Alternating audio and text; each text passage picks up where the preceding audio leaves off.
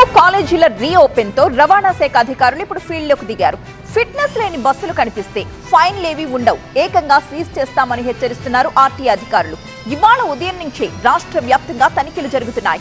Greater Hyderabad పరిధిలో 13,350 స్కూళ్లు, college buses ఉన్నాయి.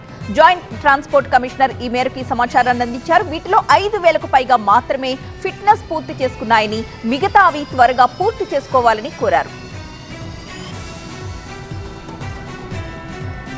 అంటే హైదరాబాద్, రంగారెడ్డి, మేడ్చల్, గ్రేటర్ హైదరాబాద్లో సుమారు 13,350 బస్సులు ఉన్నాయి. అంటే ఇవి స్కూల్ బస్సులు కావచ్చు, కాలేజ్ బస్సులు కావచ్చు.